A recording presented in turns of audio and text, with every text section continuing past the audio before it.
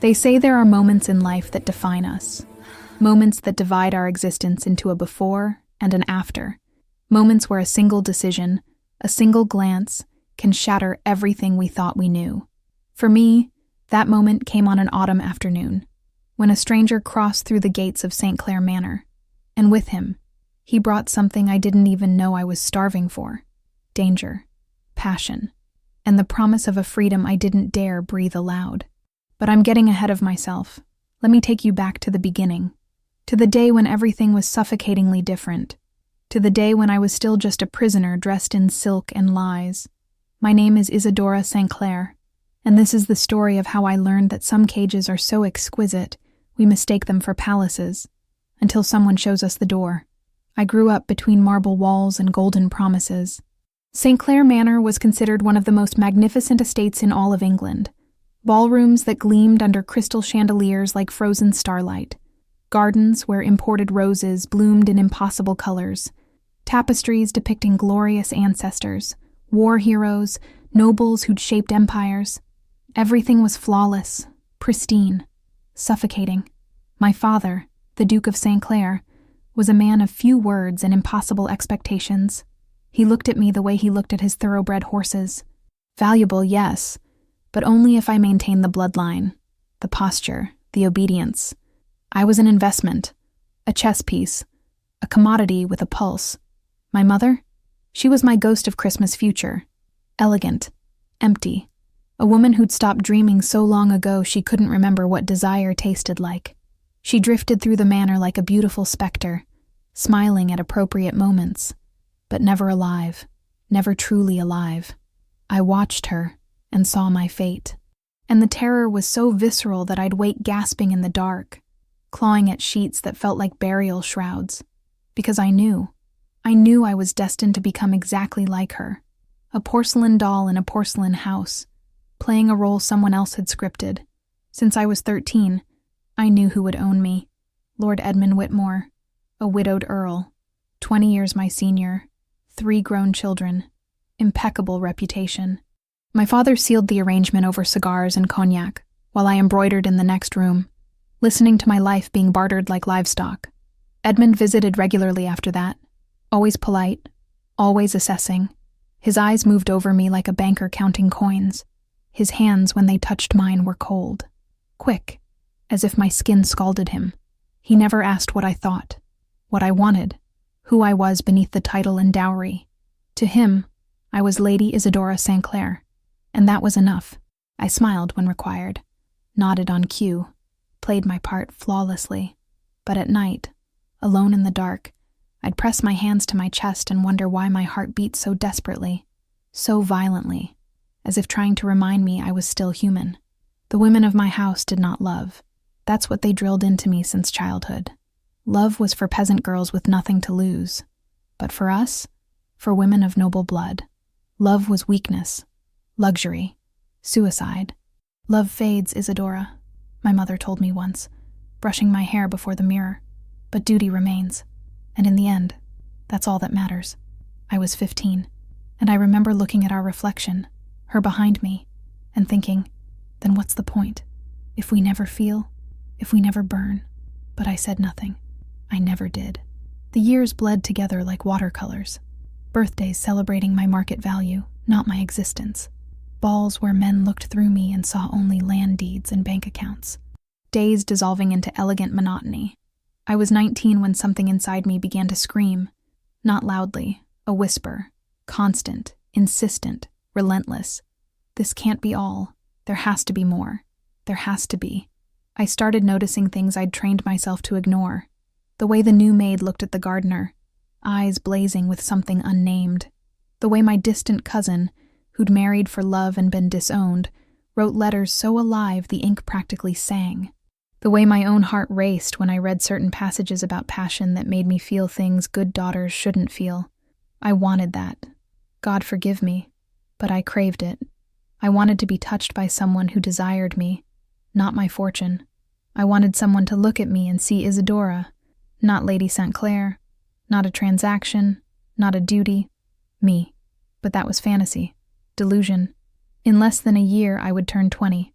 A week later, I would marry Edmund. It was decided, announced, carved in stone. So I did what every good daughter does. I swallowed my hunger, suffocated that screaming voice, put on my prettiest mask, and prepared to live someone else's life.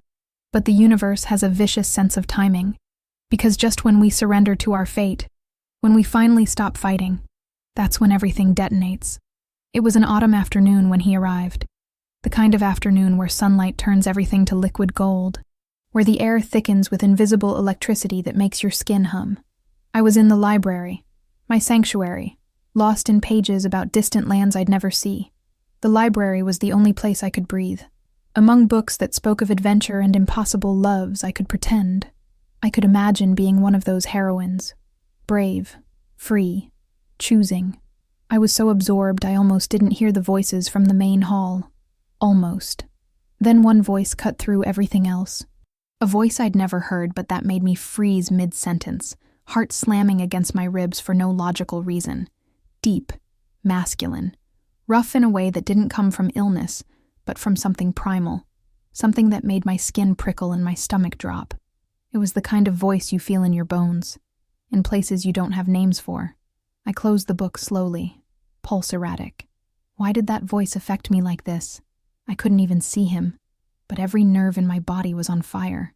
I stood on trembling legs and walked to the door, stayed hidden behind it, holding my breath, trying to hear. My father was in the hall. "It's an honor to receive you, Marquess d'Artois. Your reputation precedes you. Marquess. Important, then. I should return to my book. Shouldn't care. But that voice. The honor is mine, Duke Saint-Clair. Your hospitality is legendary. There. Again. That voice. And something deep inside me clenched. A sensation I had no name for.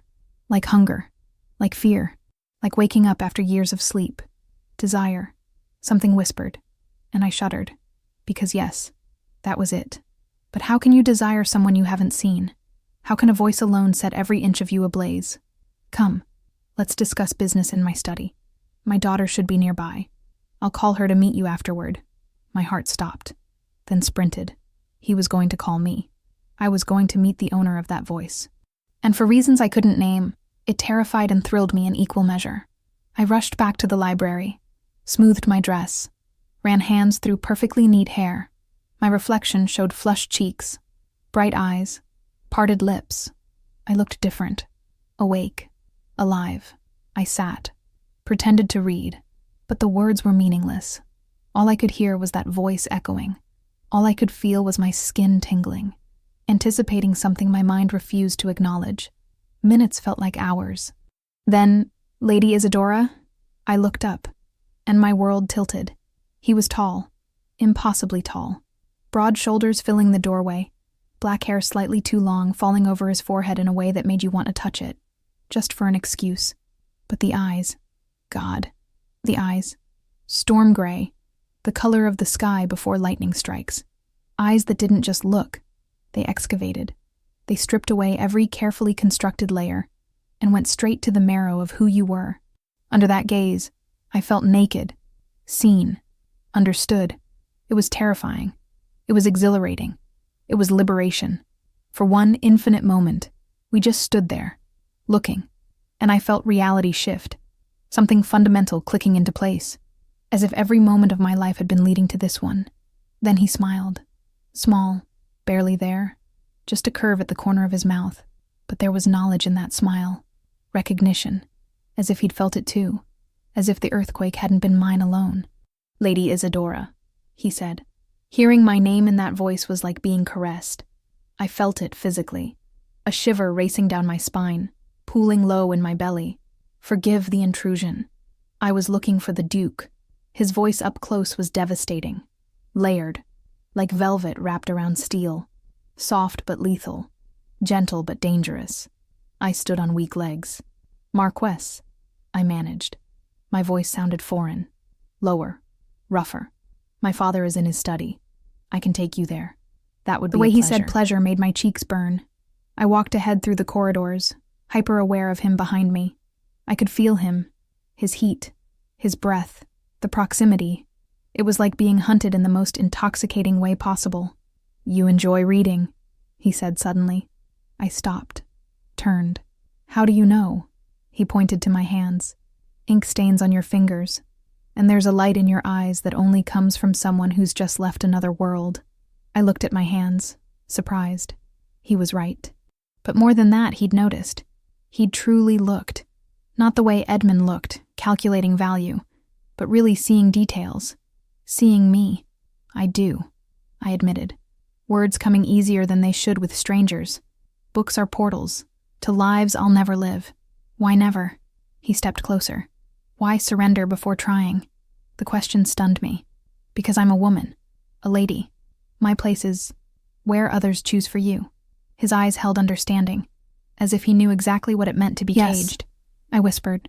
Then, softer, no. He smiled again. That devastating smile. Then where is it? I don't know, I admitted. The most honest words I'd spoken in years. But not here. We stood there in the corridor, just looking, and I felt something pass between us. Connection. Understanding. As if in 2 minutes, this man had seen more of me than Edmund had in 7 years. Marquess D'Artois. My father's voice shattered the moment. There you are. Isadora, thank you. Come, we have business. Alexandre, I would learn his name later, stepped back.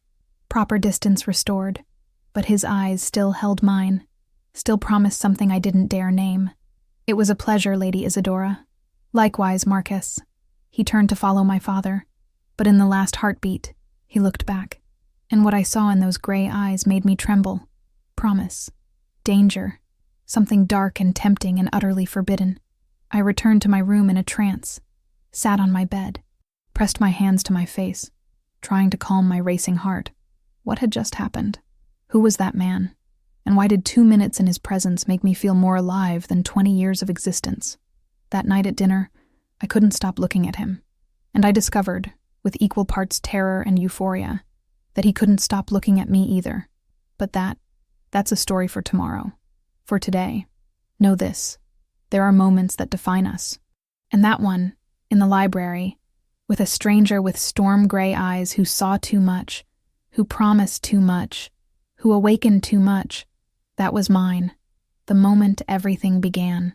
The moment I learned that sometimes a single glance is more dangerous than any blade, because a blade can end your life. But a glance can incinerate your soul, and mine was burning. To be continued tomorrow. On Tuesday, discover what happened at that dinner, what Alexandre said that shattered everything. And the exact moment Isadora realized she would never be the same. Episode 2. The Forbidden Kiss. Tomorrow. Here. When the first sparks ignite into wildfire. When everything she thought she knew turns to ash.